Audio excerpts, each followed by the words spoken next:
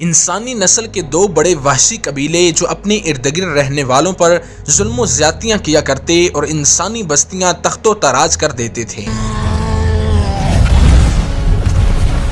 قرآن پاک میں بہت سی قوموں کا ذکر ہے جن کو ہلاک کر دیا گیا، لیکن کچھ باقی ہیں جو نسل انسانی سے ہیں، جن کو قرآن نے یجوج مجوج کے نام سے ذکر کیا ہے۔ یہ اتنی وحشی قوم کیوں تھی کہ جانوروں میں سانپ، بچھو، یہاں تک کہ انسانوں کو ہلاک کر کے کھا جاتے تھے۔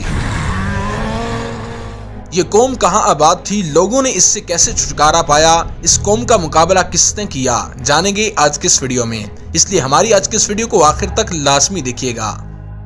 دوستو، یجوج مجوج اللہ کے نبی حضرت یافس بن نوح علیہ السلام کی اولاد میں سے ایک فسادی گروہ ہے۔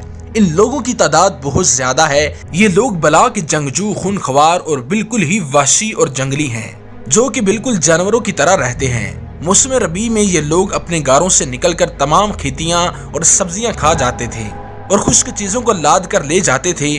آدمیوں اور جنگلی جانوروں یہاں تک کہ سانپ، بچھو، گرگٹ اور ہر چھوٹے بڑے جانور کو کھا جاتے تھے۔ لوگ یجوج مجوج سے بہت تنگ آ چکے تھے۔ لوگ اکٹھے ہو کر حضرت ذوالقرنین سے فریاد کرنے لگے کہ آپ ہمیں یجوج اور مجوج کے شر سے اور ان کی تکلیفوں سے بچائیے، اور لوگوں نے ان کے عوض کچھ مال دینے کی بھی پیشکش کی۔ تو حضرت ذوالقرنین نے فرمایا کہ مجھے تمہارے مال کی ضرورت نہیں، اللہ نے مجھے سب کچھ عطا فرمایا ہے، بس تم لوگ جسمانی محنت سے میری مدد کرو۔ دوستو، یہ قوم دو پہاڑوں کے درمیان آباد تھی۔ آپ نے فرمایا کہ دونوں پہاڑوں کے درمیان کھدوائی کی جائے۔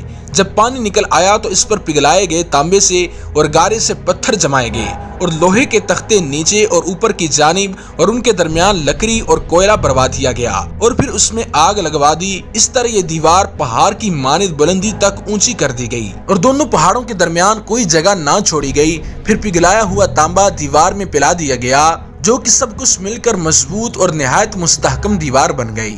دوستو، حدیث شریف میں آیا ہے کہ یجوج مجوج روزانہ اس دیوار کو توڑتے ہیں اور دن بھر جب محنت کرتے کرتے اس کو توڑنے کے قریب ہو جاتے ہیں تو ان میں سے کوئی کہتا ہے کہ چلو اب باقی کل توڑ لیں گے۔ دوسرے دن جب وہ لوگ آتے ہیں تو خدا کے حکم سے وہ دیوار پہلے سے زیادہ مضبوط ہو جاتی ہے، اور جب اس دیوار کو ٹوٹنے کا وقت آئے گا ان میں سے کوئی کہے گا کہ چلو انشاءاللہ کل اس دیوار کو توڑ ڈالیں گے۔ ان لوگوں کے انشاءاللہ تعالی کہنے کی برکت اور اس کلمہ کا یہ ثمرہ ہوگا کہ دوسرے دن دیوار ٹوٹ جائے گی۔ یہ قیامت کے قریب ہونے کا وقت ہوگا۔ دیوار ٹوٹنے کے بعد یجوج مجوج نکل پڑیں گے اور زمین میں ہر طرف فتنہ، فساد اور قتل و غارت کریں گے، چشموں اور تالابوں کا پانی پی ڈالیں گے اور جانوروں اور درختوں کو کھا ڈالیں گے، زمین پر ہر جگہوں میں پھیل جائیں گے، لیکن مکہ مکرمہ و مدینہ منورہ، بیت المقدس، ان تینوں شہروں میں داخل نہ ہو سکیں گے۔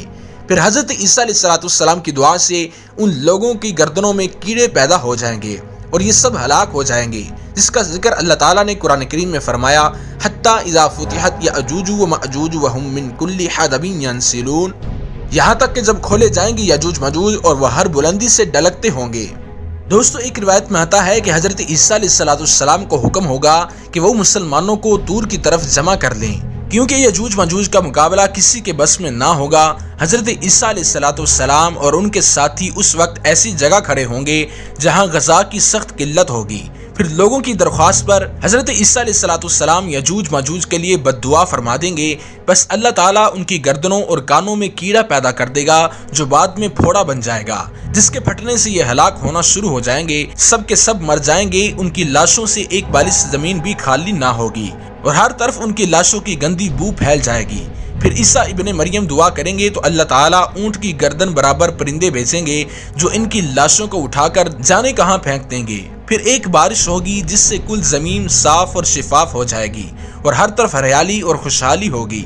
دعا ہے کہ اللہ تعالیٰ ہمیں یجوج مجوج کے فتنوں سے محفوظ فرمائے اور قیامت کی تیاری کی توفیق عطا فرمائے۔